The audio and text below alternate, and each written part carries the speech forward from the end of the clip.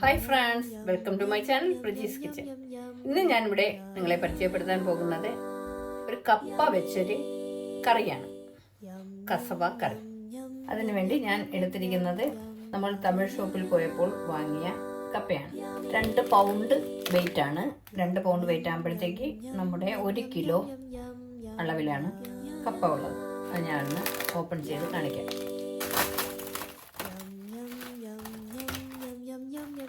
Half എടുക്കുന്നത് ഇപ്പോൾ 1 kilo കപ്പയാണല്ലോ, ഞാൻ 500 മാത്രമേ എടുത്തിട്ടുള്ളൂ, ബാക്കി പകുതി ഞാൻ മാറ്റി. അത് ഞാൻ ഇവിടെ ഒരു പാത്രത്തിൽ വെള്ളം എടുത്തിട്ടുണ്ട്. ഈ വെള്ളം ഒന്ന് ചൂടായി വരട്ടെ.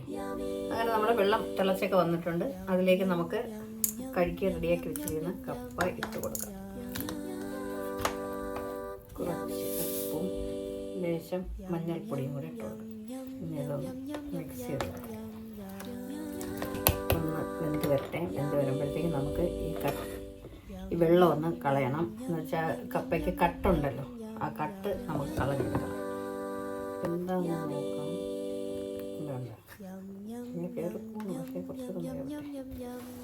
ഞാനൊന്ന് ഡ്രെയിൻ ചെയ്തുകൊണ്ടിരിക്കുകയാണ്.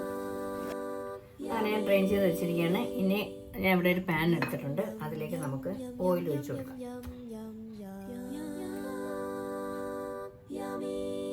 വെളിച്ചെണ്ണയാണെങ്കിൽ കുറേ കൂടെ ടേസ്റ്റ് ചെയ്യണം.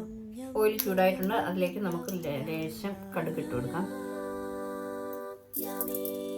കടുക് പൊട്ടുന്നുണ്ട്. അതിലേക്ക് ഉള്ളിട്ട് കൊടുക്കാം. ഇതിൻ്റെ കൂടെ തന്നെ ഇഞ്ചി വെളുത്തുള്ളി പേസ്റ്റാണിത്, അതുകൂടെ ഇട്ട് കൊടുക്കാം. കറിവേപ്പില കൈവശമുണ്ടെങ്കിൽ കറിവേപ്പില ഇടാം, അല്ലെങ്കിൽ മല്ലിയില ഇടാം. എൻ്റെ കയ്യിൽ മല്ലിയില ഉണ്ട്, അത് ഞാൻ ഇട്ട് കൊടുക്കുകയാണ്. പച്ചമുളക് കൂടെ ഇട്ട് കൊടുക്കാം.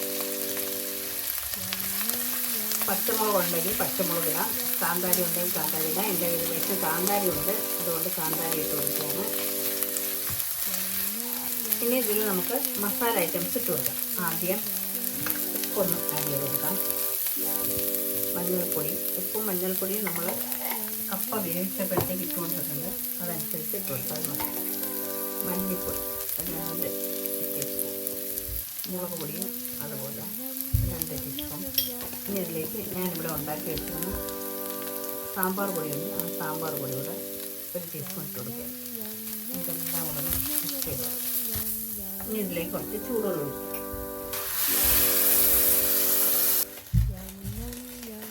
അതിനുശേഷം ഞാൻ ഡ്രെയിൻ ചെയ്ത് വെച്ച കപ്പ ഇട്ട് കൊടുക്കുകയാണ്. ഇനി ഇത് അടച്ച് വെച്ച് ഒന്നും കൂടെ ഒന്ന് സെറ്റായി വരട്ടെ.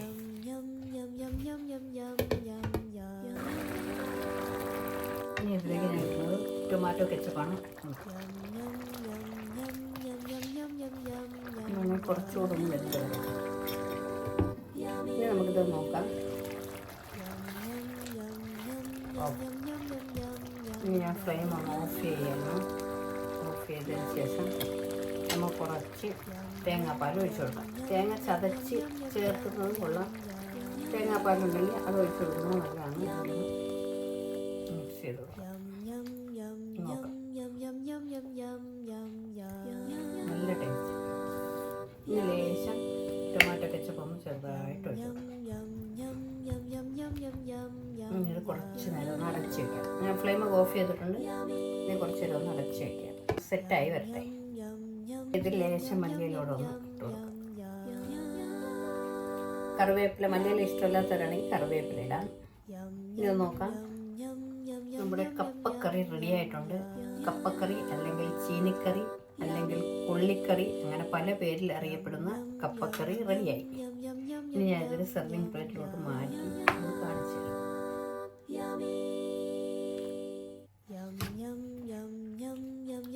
അങ്ങനെ അടിപൊളിയായിട്ടുള്ള കപ്പക്കറി റെഡിയായി. നല്ല ചൂടാണ്, ഞാൻ ഒന്ന് കാണിക്കാം. സൂപ്പറല്ലേ?